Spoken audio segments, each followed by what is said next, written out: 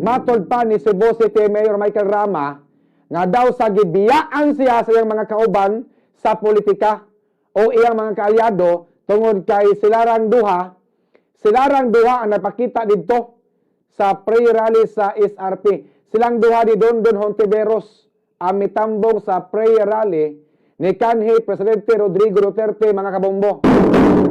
Matod pa ni Rama nga iyang usbon ang iyang lineup sa 2025 nga eleksyon tungod kay iyang nakita nga dunay iyang mga kauban nga nagkumbuya batok niya, mga kabombo. Murag panahon na siguro nga mag-loyalty check ang mayor tungod kay ang iyang mga kauban uban mag-meeting rag ilaha o nya dili man papilon sa meeting ang mayor, mga kabombo. Wala usab mahimuot ang mayor nga nag-privileged speech si Vice Mayor Raymond Garcia.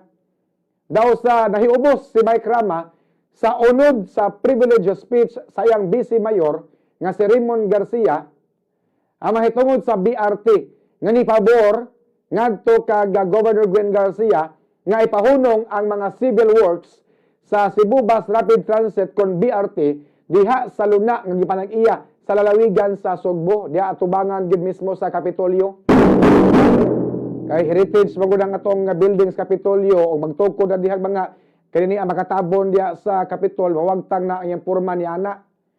Unya matod pa sa mayor nga nganong nag-privilege speech pa man si Raymond Garcia nga dool raman unta kaayo silang opisina.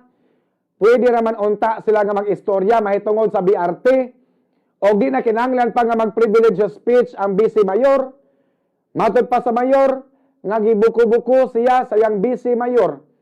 Unsay buot pasabot sa gibuko-buko? Gitraidor?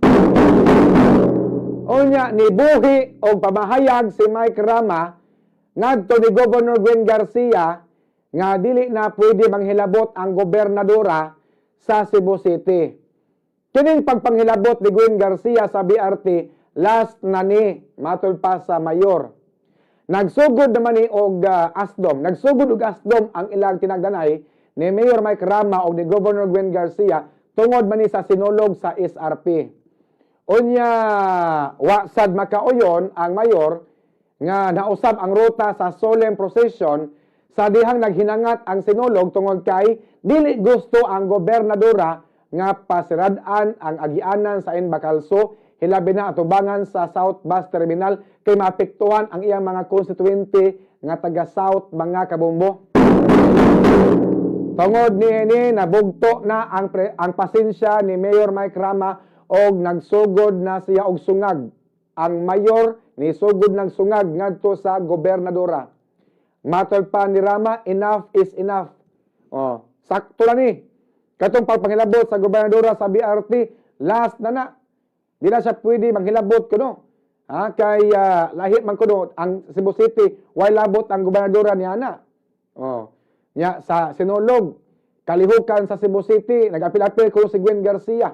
2023, 2024, kay gusto magyud sa gobernadora nga ari diri sa Abiliana para po di mabutang sa peligro ang mga dancer, pero si Mike Rama adto magyud siya sa SRP magsinulog. Bahalag init, bahalag bati, bahalag uga ang show. Bisa pa mas panawagan sa mga mayores nga ari sa Abiliana ang sinulog, wa naminaw si Mike Rama. Bisan man sa panawagan ni Governor Gwen Garcia nga ari sa Abiliana ang sinulog plus 20 million pang ayuda, wa naminaw si Rama. Dito gid sa SRP, mga kabombo. So mao na ni ron, atong paaboton og usay tubag po ni Governor Gwen Garcia nining bira ni Mike Rama ngadto sa gobernador. Kay matod pa, enough is enough. Sakto na ning pagpaghilabot kuno sa gobernadora sa mga kalihukan diri sa Cebu City, mga kabombo.